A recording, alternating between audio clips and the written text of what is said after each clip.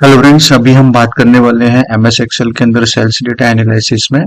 Sales data analysis करने के लिए हमारे पास जो एक्सेल शीट है पहले उसको देख लेते हैं।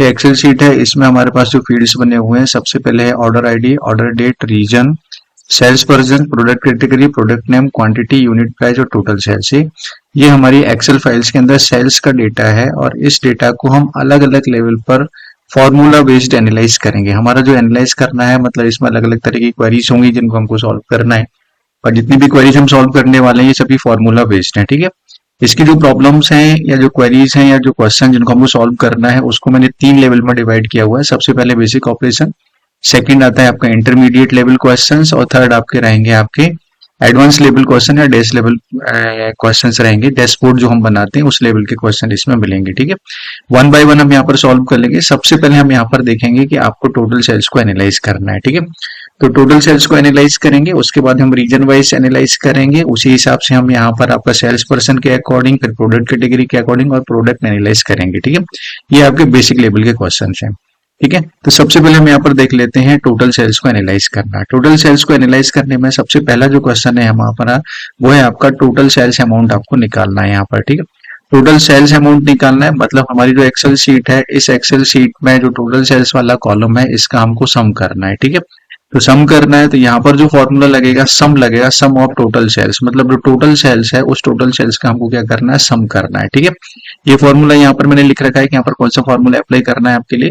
दूसरा यहाँ पर है what is the total quantity sold, total quantity निकालना है तो यहाँ पर भी आपको सम फंक्शन लगाना है, सम फॉर्मूला यूज करना है। मतलब क्वांटिटी वाला जो कॉलम है इस क्वांटिटी वाले कॉलम को आपका टोटल निकालना है तो यहाँ पर भी हम सम को यूज करेंगे। ठीक है, पहले क्वेश्चन समझ लेते हैं, उसके बाद में हम वन बाय वन इनको मैं फॉर्मूला अप्लाई करके आपको बताता हूँ। ठीक है, थर्ड नंबर का जो क्वेश्चन है उसमें आपको एवरेज यूनिट प्राइस निकालना है। मतलब जो यूनिट प्राइस यहाँ पर दी गई है उस यूनिट प्राइस का एवरेज आपको कैलकुलेट करना है, मतलब यहाँ पर आपको एवरेज फंक्शन को यूज करना है। ठीक है, टोटल सेल्स के अंतर्गत लास्ट वाला जो क्वेश्चन है डी नंबर का उसमें आपको what is the average order value, तो एवरेज ऑर्डर वैल्यू निकालने के लिए हमको करना है क्या है कि सबसे पहले हम टोटल सेल्स निकालेंगे, जो भी टोटल सेल्स है उसका सम निकालेंगे और टोटल सेल्स को नंबर ऑफ ऑर्डर से हमको क्या करना है, डिवाइड करना है। तो हमारा क्या निकल जाएगा, एवरेज ऑर्डर वैल्यू निकल जाएगा। एवरेज ऑर्डर वैल्यू निकालने के लिए जैसा कि मैंने बताया कि टोटल सेल्स को हम नंबर ऑफ ऑर्डर से डिवाइड करेंगे, तो नंबर ऑफ ऑर्डर को हमको क्या करना पड़ेगा, काउंट करना पड़ेगा। ठीक, चलिए इसको स्टार्ट करते हैं। यहाँ पर मैं आपको एक एक करके फॉर्मूला अप्लाई करके बताता हूँ। यहाँ पर सबसे पहले हम हेडिंग डाल देते हैं, हमको करना है पर टोटल सेल्स एनालिसिस। ठीक है, इसमें नंबर 1 है आपके पास, हमको निकालना है टोटल सेल्स, आपको निकालना है। ठीक है, तो टोटल सेल्स निकालना है या हम इसको बोल सकते हैं टोटल सेल्स अमाउंट आपको निकालना है।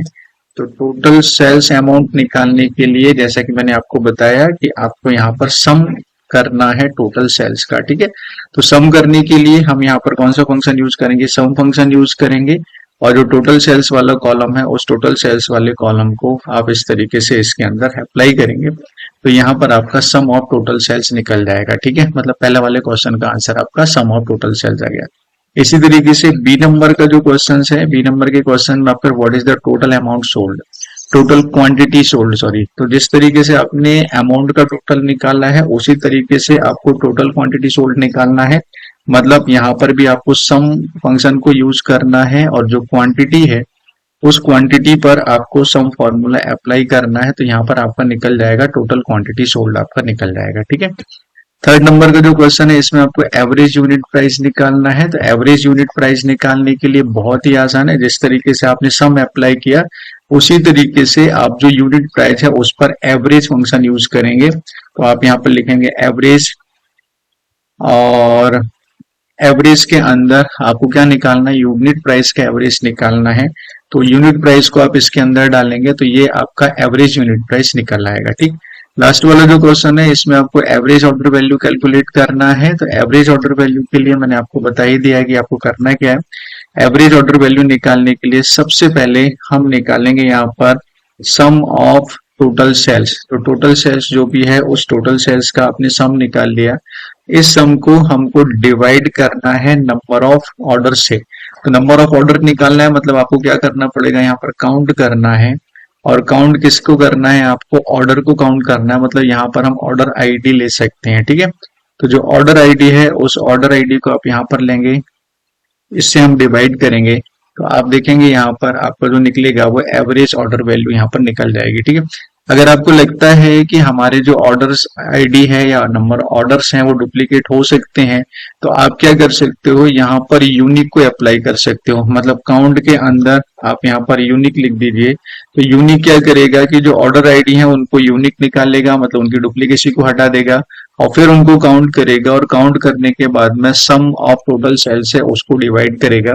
तो ये आपका यहाँ पर एवरेज ऑर्डर वैल्यू निकल के आ गया। ठीक है, आई होप अंडरस्टूड। पहला वाला जो पार्ट था वो बहुत इजी था, इसलिए मैंने थोड़ा स्पीडली आपको यहाँ पर उस चीज को एक्सप्लेन कर दिया है।